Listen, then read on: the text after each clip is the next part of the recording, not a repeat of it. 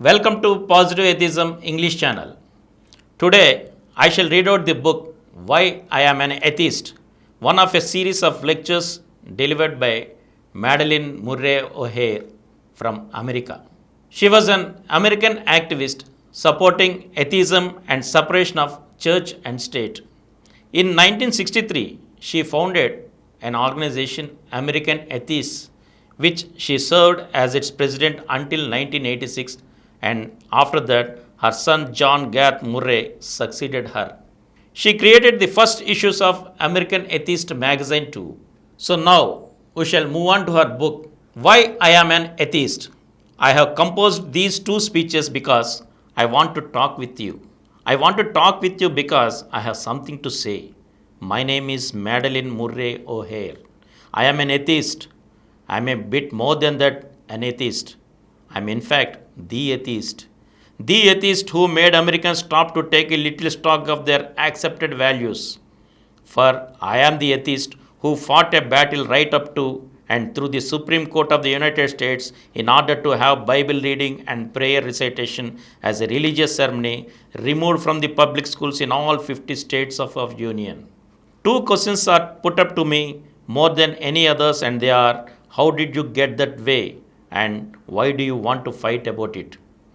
Do you want to know first how I got that way, or the really exciting story of why I am fighting in the courts of the land for what I believe? Alright, perhaps I will tell you how I got that way, but first, what way did I get it? Let's make it plain right from the start what an atheist is or what an atheist is not.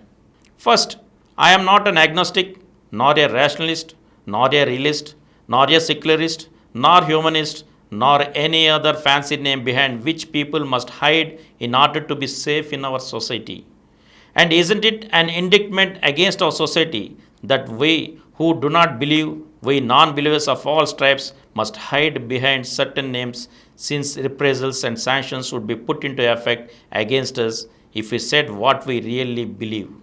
For years, our own family functioned after an old fashioned philosophy handed down from my grandparents' grandparents.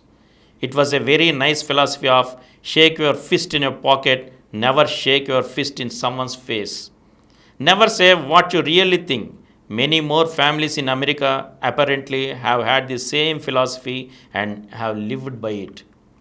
For today, everyone keeps their hands in their pockets and their tongues in their faces until we are a nation of liars and deceivers, afraid to say what we believe or afraid to say what we think. Well, I am neither afraid nor ashamed to say what I believe or what I think. I am an atheist, and this means at least that I do not believe there is a God or any God, personal or in nature or manifesting himself, herself, or itself in any way. I do not believe there is such a thing as heaven or hell or perdition or any of the stages in between. I do not believe there is any life after death. I do not believe in miracles. I do not believe in angels. I do not believe in prophets and do not accept any holy book of any kind, be the Bible, the Torah, the Veda, the Quran, the Upanishads, or the Hopes, the Quran, or anything else in any age in the history of man written by Moses, Mary Baker Eddy, Joseph Smith, Muhammad, Gautam Buddha, or even the finger of fate. I do not believe in saviors, and this includes any so-called saviors from Moses to Jesus Christ, Muhammad or his daughter Fatima, the angel Moroni, or the popes or any other oracles self-appointed or appointed by other persons. I do not believe in the efficiency of prayers said either by myself or a priest, a rabbi, a minister or guru. Please, as adults, we must face that this is so silly. These ancient fables and ideas are silly, and we no longer need to cling to them. Do you really believe any woman can have a child without sexual relationship? This is an insult to you and me. It is an insult to our intelligence and to our common sense and to our own experience which we have gained from living. Well, that is what I don't believe. A charge against any atheist is that we are negative, that we do not believe, and that we should have a positive program. And so, many people ask us, what is your positive approach to the problems of man living in human relationship in a hard, cruel world? Now, This isn't corny because it is a hard and cruel world. The most difficult thing in the world to do is to live and to get along with other people, to earn a living, to meet our basic needs. It is very difficult to do this. You have a hard time doing it, and so do I, and we need a decent, modern, sophisticated, and workable set of standards by which we can get along with ourselves and with others.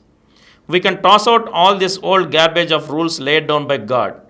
No God ever gave any man anything and never will.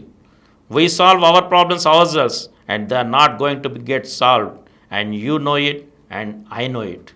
We shall continue our lecture in the next episode. Hope to meet you see in the next episode again. Thank you.